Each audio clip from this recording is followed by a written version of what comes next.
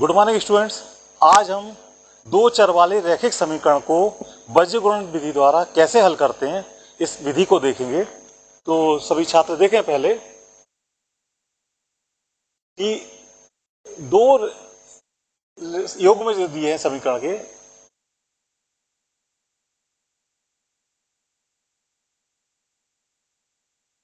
दो चर वाले रैखिक समीकरण का यह योग में दिया हुआ है।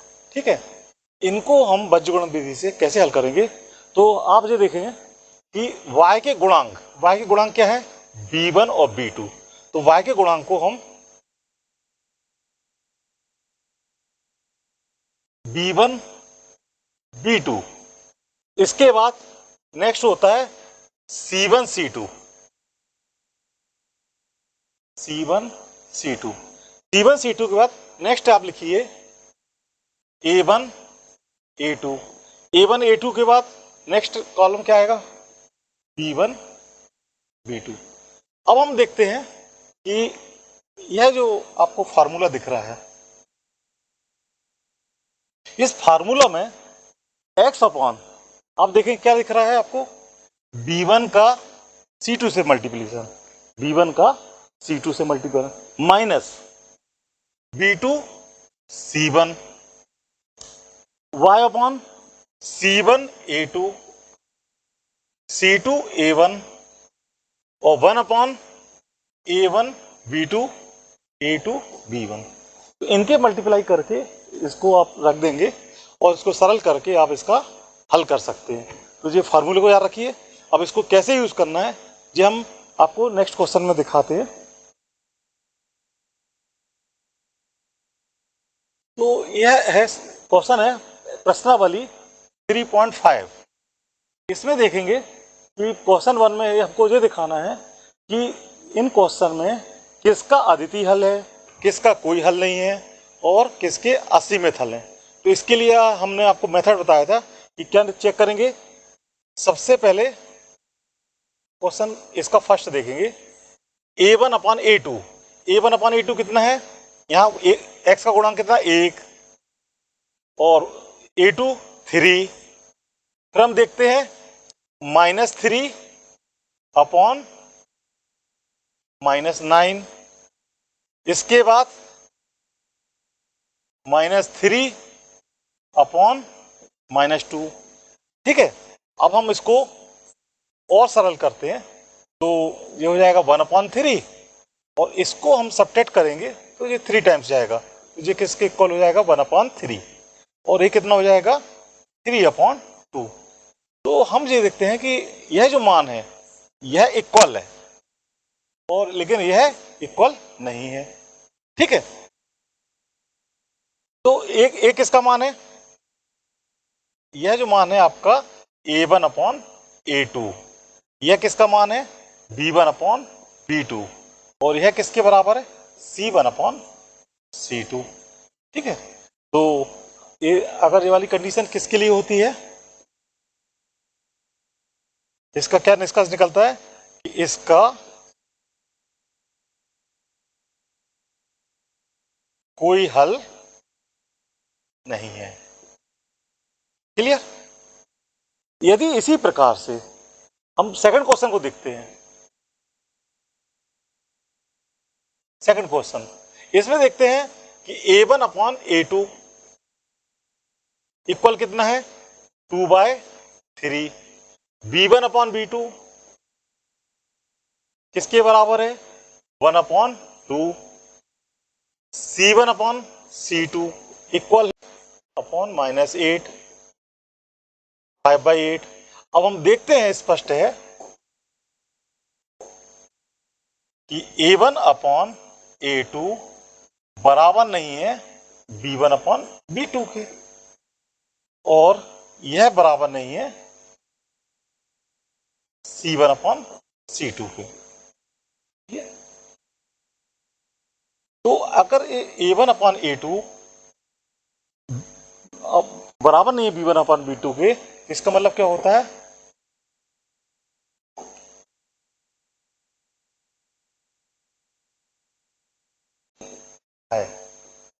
यदि यह केस आता है a1 अपॉन a2 बराबर नहीं V1 V2 के, तो हमको अद्वितीय हल प्राप्त होता है। क्लियर? तो इसी प्रकार से आप तीसरा देखेंगे, तो तीसरा हम डायरेक्ट करके देखते हैं। तीसरा में देखें आप 3/6 इक्वल -5/-10 इक्वल 20/40। तो आप इसको थोड़े सरल कर लीजिए, तो ये कितना हो जाएगा 1/2, और ये 5 से कटा तो ये भी 1/2 और ये भी 1/2। तो हम देखते हैं कि तीनों बराबर हैं, तो इसके क्या हल होंगे? अनंत हल होंगे, अनंत हल होंगे।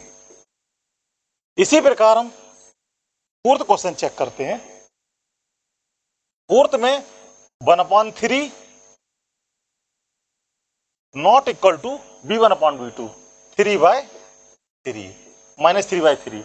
इसको सरल करते हैं, कितना आ जाएगा 1/3 नॉट इक्वल टू 1/1। तो इसका भी अद्वितीय हल होगा।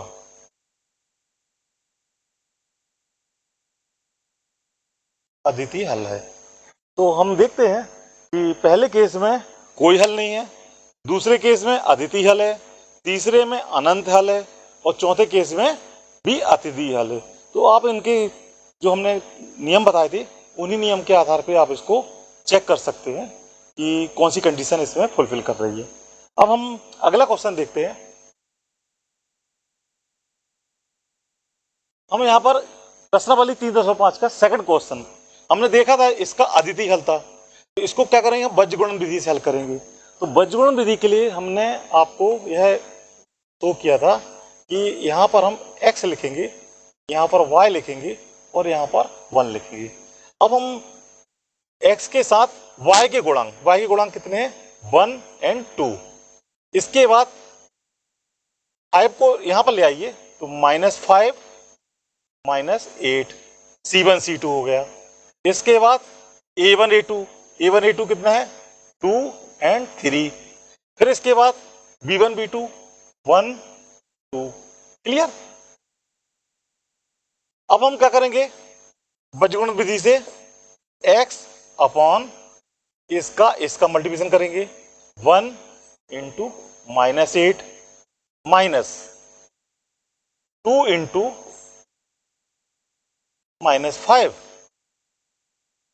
Equal y upon -5 into 3 minus 2 into -8 equal 1 upon 2 into 2 minus 3 into 1। Clear? 2 into 2 है ना, इसमें मल्टीप्लिकेशन किया, और 3 इंटू 1 मल्टीप्लिकेशन किया।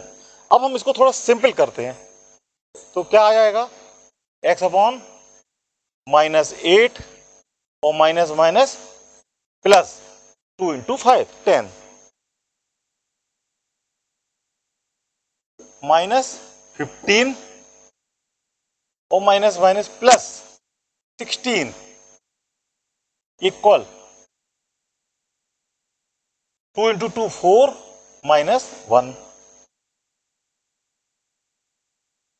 इसको आप और सिंप्लीफाई करें, -8 plus 10 2, y upon -15 plus 16 equal 1, 1 upon यहाँ पर 3 इंटू 1 3 होगा, इसको 3 कर लीजिए, 4 -1 4 -3 इक्वल 1।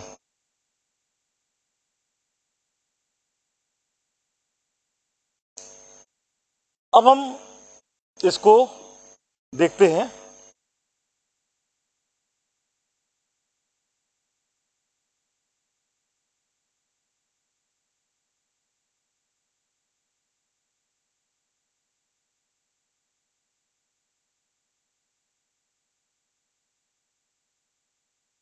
इक्वल टू कितना हो जाएगा,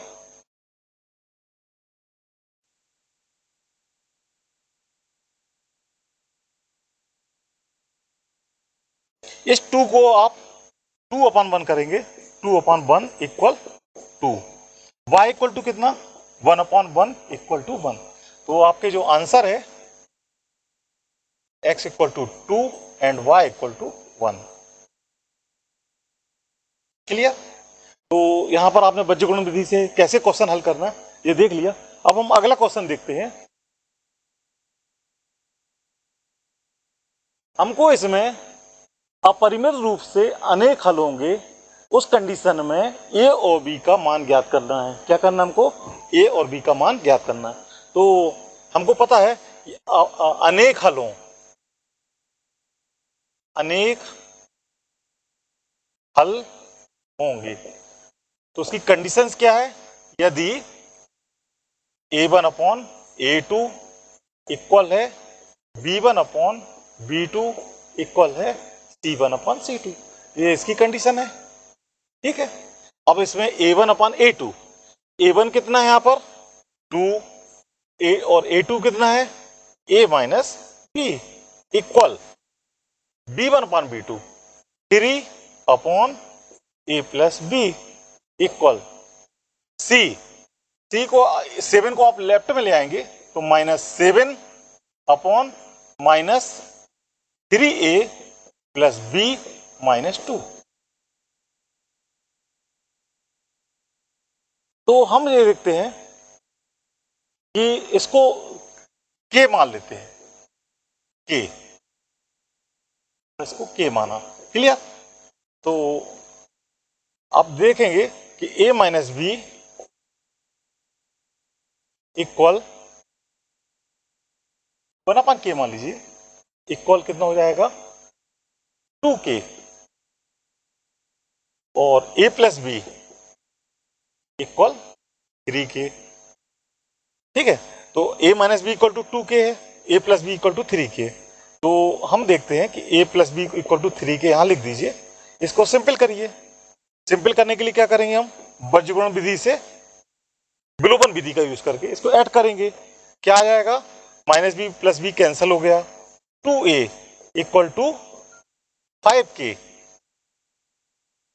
a इक्वल टू कितना हो जाएगा आपका 5/2k। क्लियर। अब हम यदि इसमें से सब्ट्रैक्ट करते तो a कैंसिल हो जाता, तो कितना आ जाता, के लिए आप देखिए a plus B equal 3k, a minus B equal to 2k। अब हम इसको सब्ट्रैक्ट करेंगे। सब्ट्रैक्ट करने में क्या होगा, माइनस आ जाएगा, तो b और b ऐड हो जाएंगे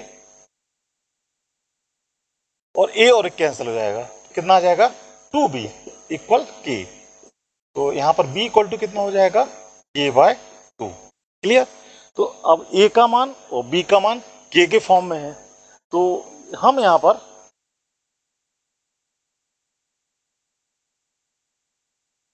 देखते हैं कि 3a plus b -2 equal 7k। Clear. इससे अब हम यहां पर मान रख देते हैं, a इक्वल टू कितना है 5/2 k,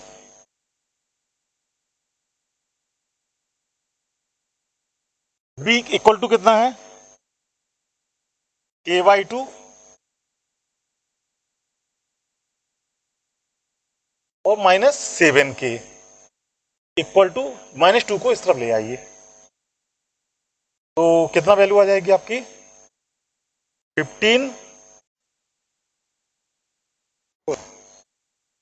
यहां देखेंगे 15/2 k plus k/2 -7k equal to, तो थोड़ा और सिंपल करिए, 15k प्लस k और 7 into 2 14k equal to 2 into 2 4। तो हम यहां देखते हैं 15k माइनस 14k k और k plus k 2k equal to 4। तो k इक्वल टू कितना आ जाएगा आपका 2। क्लियर। k इक्वल टू 2 है तो a इक्वल टू कितना हो जाएगा 5/2 इंटू 2 और 2 कैंसिल हो गया, equal to 5। B equal to कितना है, k/2, k की वैल्यू 2 है, 1। तो आपका आंसर जो है इसका a equal 5 and b equal 1, ये आपका इसका आंसर होते हैं। क्लियर? अब हम नेक्स्ट क्वेश्चन देखते हैं। हमको यहां पर कोई हल नहीं है, इसके लिए k का मान ज्ञात करना है। ठीक है, तो कोई हल नहीं है, इसके लिए क्या केस है,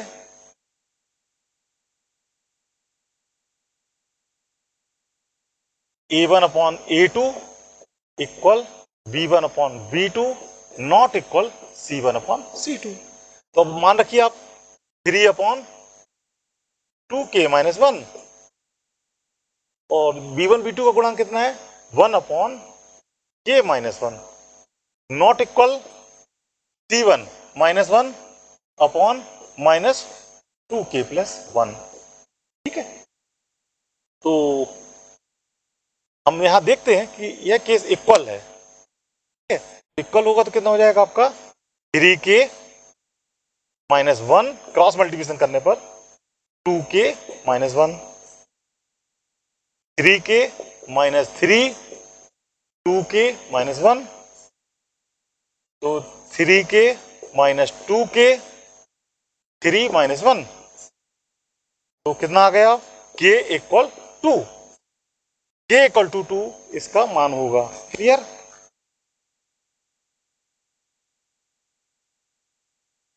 ओके, थैंक यू।